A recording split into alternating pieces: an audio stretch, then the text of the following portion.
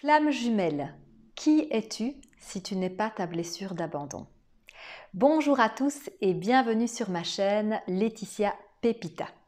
Alors, pour ceux qui suivent le parcours de Flamme jumelle, vous savez tous que la personne qui généralement court après le lien, court après l'autre, et qu'on nomme donc en général le chaser, eh bien très souvent, on dit que le chaser a une blessure d'abandon. Moi, je me suis totalement reconnue dans cette blessure d'abandon et j'avais effectivement le rôle de chaser dans le lien. Et donc, j'ai eu envie aujourd'hui de faire cette thématique et de vous expliquer en fait ce qui m'a permis de découvrir moi, qui je suis vraiment en fait derrière cette blessure d'abandon. Et je vous souhaite pour vous-même de trouver les clés parce que vous allez voir que généralement, il y a une personne magnifique. Bah ouais, j'ai pas peur de le dire. C'est le but aussi de cette chaîne, d'apprendre à s'aimer soi-même d'un amour vrai et authentique. Alors voilà, donc pour vraiment aller voir qui tu es derrière ta blessure d'abandon, donc comprendre en fait, mais si je n'étais pas cette blessure d'abandon, si je ne me sentais pas aussi blessée, qui serais-je vraiment? Quelles seraient mes forces, mes qualités? Alors, la première étape qui m'a beaucoup aidée et que je te recommande vivement de faire, c'est vraiment de passer par une phase de solitude. Alors, on n'est pas forcément obligé d'être célibataire pour pouvoir faire cette étape. Si vous êtes célibataire réellement, alors bien sûr, je vais vous conseiller de passer un temps seul, sans être à la recherche en fait d'un compagnon ou d'une compagne. Maintenant, si vous n'êtes pas seul, eh bien, le travail peut quand même se faire. Parce que même quand on est en couple, quand on est dans la blessure d'abandon et quand on a aussi cette blessure de dépendance affective, eh bien, il faut reconnaître qu'on en demande beaucoup à l'autre et que généralement, on attend de cette personne de nous apporter du bonheur. Et donc, ce serait un petit peu de mettre en stand-by pour un moment cette volonté que l'autre nous rende heureux et de se dire, en fait, c'est ma responsabilité. Et je vais même aller plus loin. Imaginons même que vous êtes dans une relation qui n'est pas totalement épanouie, qui n'est pas totalement celle que vous souhaitez, mais voilà, en tant que bon dépendant affectif et dans la blessure d'abandon, vous n'avez pas encore la capacité ou vraiment les moyens de quitter cette relation, eh bien, à mon sens, le travail peut quand même se faire. C'est juste que pour un temps, vous allez remettre le focus sur vous-même. Vous allez vous rappeler de penser avant tout à vous et vous rappeler que cette blessure d'abandon, elle vous appartient et que c'est à vous de faire le travail. Voilà. Et ensuite, quand votre attitude aura changé, eh bien, soit vous vous rendrez compte que la vraie problématique n'était pas la relation, soit vous vous rendrez compte que c'était bien la relation, mais là, vous serez à même de partir. Donc pour moi, c'est vraiment de rentrer dans une phase de solitude et donc même quand on est en couple, c'est d'arrêter pour un temps de se concentrer vraiment sur la relation de couple pour à nouveau se concentrer sur soi-même. Alors évidemment, au début, c'est très confrontant, bien entendu peut-être encore un peu plus pour les personnes qui sont réellement célibataires, parce que vous allez devoir tous les jours affronter cette solitude. Voilà. Et pour un vrai dépendant affectif et dans la blessure d'abandon, il n'y a rien de pire que la solitude. Mais moi, je peux vous dire que ça a été vraiment un chemin très ardu pour moi, très difficile, et que je dois, mais de tout cœur, remercier le confinement parce que ça m'a beaucoup aidé à rentrer presque de force dans cette solitude dont j'avais tellement peur. Et j'ai ressenti des malaises, j'ai vraiment ressenti des choses pas du tout agréables dans le corps. Mais sachez une chose, et au fond de vous, vous le savez, tout être humain a la même capacité, c'est celle de s'adapter à toute situation. Et si vous osez affronter votre solitude, vous allez vous rendre compte qu'à un moment donné, ça va aller. Voilà, ce sera peut-être toujours pas la situation idéale pour vous, mais vous allez être beaucoup plus capable de traverser cette solitude. Et qu'est-ce qui se passe? C'est qu'en général, quand on ose traverser cette solitude, quand on ose l'affronter, il y a plein de qualités de soi-même qui vont ressortir. Parce que vous allez être obligé de faire un focus sur vous. Souvent, par la même occasion, vous pourriez vous rendre compte que vous ne vous aimez pas assez, que vous ne vous choyez pas assez, que vous ne vous choisissez pas assez, et donc vous allez devoir mettre en place plein de choses pour vous-même parce que de toute façon, quelque part, vous n'avez pas le choix. Il n'y a plus personne pour prendre soin de vous. Si vous affrontez vraiment cette solitude, vous-même, vous n'allez pas vous perdre, par exemple, parce que ça c'est aussi une problématique du chaser, à vouloir sauver les autres. Non, parce qu'il n'y a plus d'autres. Donc vous allez être obligé de vous concentrer sur vous-même. Donc moi, personnellement, ce chemin, ça m'a permis de voir que en fait, j'étais quelqu'un de très autonome, que finalement, derrière cette peur de la solitude, quand j'étais vraiment confrontée à cette solitude, eh bien, comme la plupart des gens, j'étais capable de l'affronter et que je savais faire beaucoup de choses par moi-même. Cette solitude, elle m'a effectivement appris à m'apprécier beaucoup plus, à m'aimer beaucoup plus parce que j'ai pris du temps pour moi, j'ai pris du temps pour m'apprécier, pour faire des choses que j'aime, pour me choyer, pour me faire plaisir. Il n'y avait plus personne pour le faire à ma place. Et je ne m'occupais pas non plus de quelqu'un d'autre pour dire « Oh Laetitia, tu vas encore t'oublier une nouvelle fois et tu vas surtout t'occuper de l'autre. » Non, j'étais focus sur moi. Donc ça, c'est un très très grand cadeau, c'est d'avoir découvert que derrière cette solitude, premièrement, j'avais une grande autonomie et une grande indépendance dont je peux être fière. Et qu'en plus de ça, ça c'est le paradoxe incroyable et c'est génial, c'est que depuis que j'ai affronté cette solitude, eh bien je me rends compte que moi, j'ai beaucoup besoin de solitude.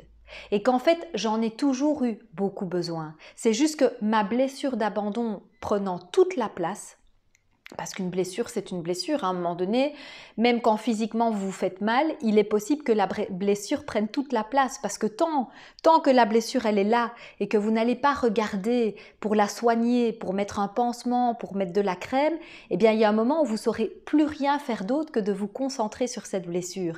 Mais quand vous commencez à l'apaiser, quand vous commencez à la guérir, eh bien là, il y a autre chose qui émerge, il y a autre chose qui peut s'exprimer. Et moi, ce qui s'est exprimé, c'est qu'en fait, derrière cette peur de la solitude, j'ai besoin de solitude.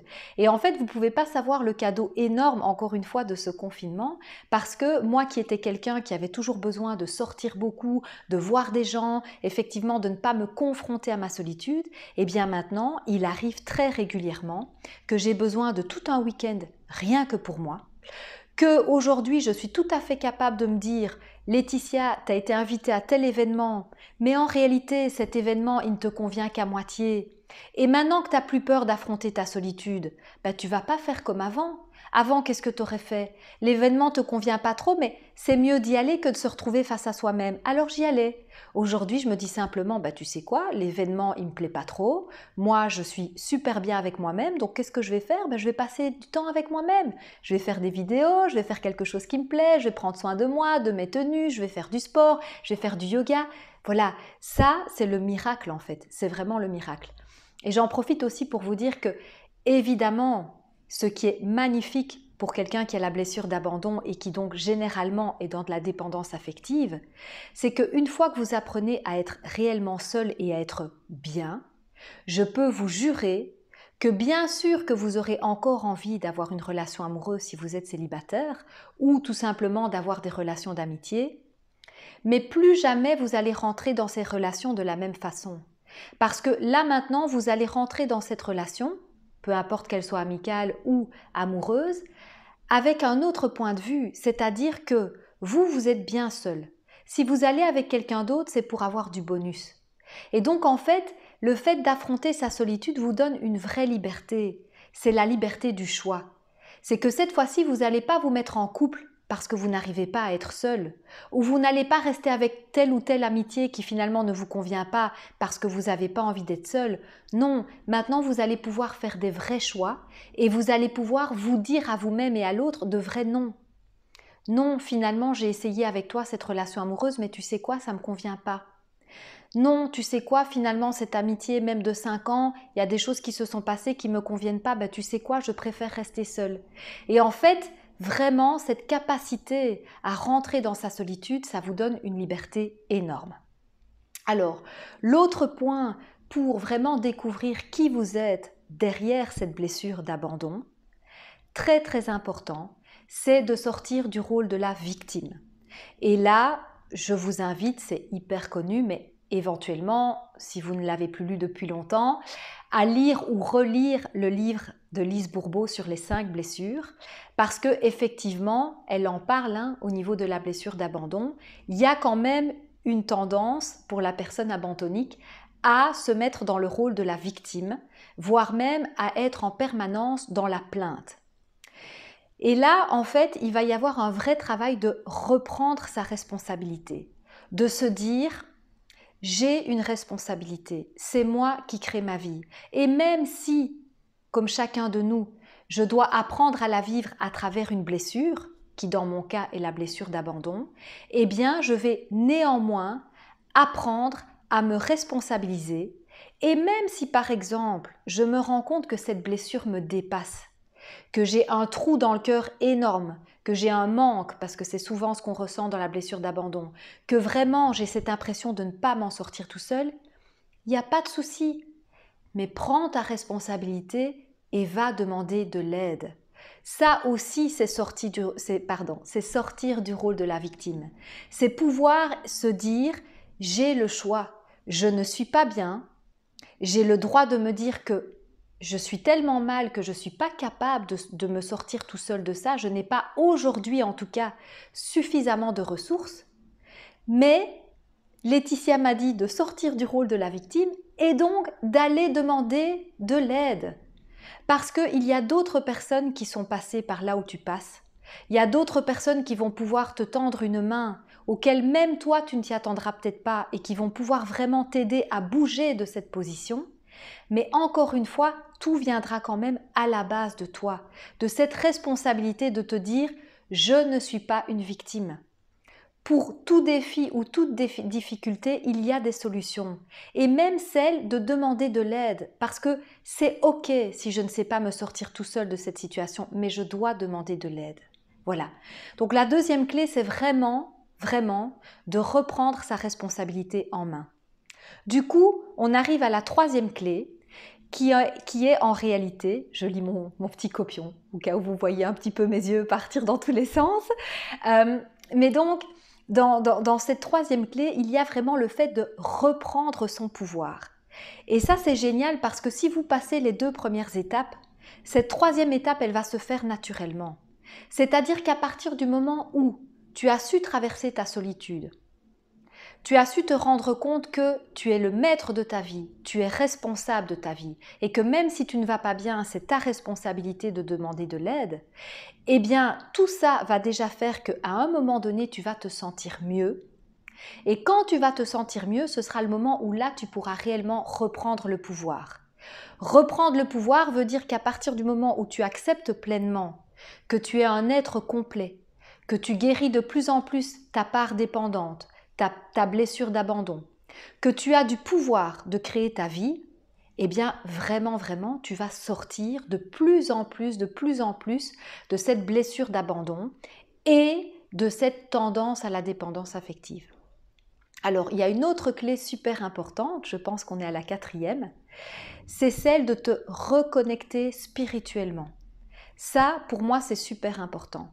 Parce que si tu es dans la blessure d'abandon, tu sais comme moi que ce qui nous caractérise très fort en général, c'est qu'on ressent un manque. Moi, j'ai ressenti dans ma vie, pendant des années, je pense peut-être pendant au moins 37 ans de ma vie, un manque en continu. Où que je sois, à peu près avec qui que je sois, ce manque revenait toujours d'une certaine façon. Même si j'étais dans une relation de couple, ce manque pouvait disparaître au début, parce que voilà, j'étais remplie de l'autre, j'étais remplie d'amour, etc. Mais ce vide que je ressentais est toujours revenu. C'est très caractéristique de la blessure d'abandon et à mon sens, la meilleure manière de remplir ce vide, c'est de te reconnecter spirituellement. À Dieu, à l'univers, à la vie. Prends-le comme tu veux, mais c'est vraiment de profondément conscientiser que tu es une âme, tu es éternel. Aujourd'hui, ce que tu vis, c'est uniquement des expériences. C'est uniquement des choses qui ont justement des choses à t'apprendre. Mais en fait, ton âme, elle est complète, ton âme, elle est éternelle. Si même un jour tu reviens sur Terre, ce sera pour revivre d'autres expériences. Et en fait, la vérité, je te le dis parce que c'est vrai, la vérité c'est que tu n'as pas besoin des autres. et qu'il n'y a jamais aucune personne sur cette terre qui va pouvoir prendre en main ta blessure d'abandon, qui va pouvoir calmer ce vide que tu ressens. Parce que cette notion de manque, c'est cette notion, voilà, sans doute très spirituelle dont on parle beaucoup, mais c'est cette sensation de manque par rapport à Dieu, à la vie, à l'univers, c'est cette sensation d'avoir été arraché, abandonné.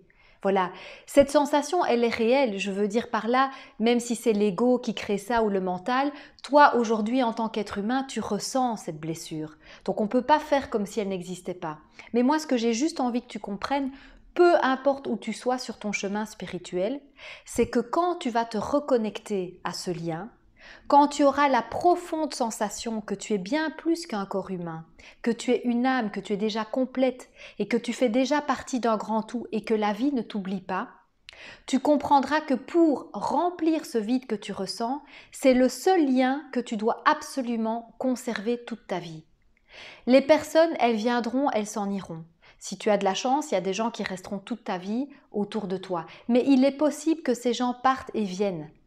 Ce lien spirituel que tu vas créer de toi à partir de ton âme, c'est ce lien-là et uniquement celui-là qui restera jusqu'au bout. Et moi, ça, je t'invite, peu importe la manière par laquelle tu vas l'obtenir, faire des plantes chamaniques, des cérémonies, faire de la méditation, faire du yoga, faire d'autres expériences spirituelles, peu importe. Moi, je te souhaite simplement de redécouvrir ce lien spirituel. Voilà, alors, donc je relis un petit peu mon copion. Voilà, et c'est vrai que je terminerai cette vidéo en te disant que derrière l'abandon, ce qui se cache très très très souvent, c'est une personne qui en réalité est très autonome. C'est une personne qui est indépendante et qui a besoin de solitude. Et c'est une personne qui peut aussi être extrêmement responsable. Voilà. Donc moi, c'est tout le mal que je te souhaite parce que, à mon sens, le parcours de flamme jumelle, il est aussi là pour que tu guérisses cette blessure d'abandon. Et crois-moi, je sais ce que c'est parce que pendant presque 40 ans de ma vie, je me suis dit que ça n'allait juste pas être possible de la guérir. Et je ne dis pas que tout est guéri aujourd'hui. Je pense qu'il y a des choses qui restent. Voilà. Mais aujourd'hui, ma blessure d'abandon, elle agit sur moi comme un moteur. Voilà. Je me dis plus que c'est une tare. Je me dis que c'est celle qui m'a fait devenir qui je suis aujourd'hui, c'est celle qui m'a permis et qui m'a challengée en fait, qui m'a dit Laetitia, derrière ta blessure d'abandon, tu es quelqu'un d'autonome, tu es quelqu'un d'indépendant, tu es quelqu'un qui peut être solitaire et qui a besoin de solitude. Et surtout, tu es une personne qui mérite de s'aimer vraiment et d'être aimée. Et c'est ce que je vous souhaite aussi à vous. Gros bisous!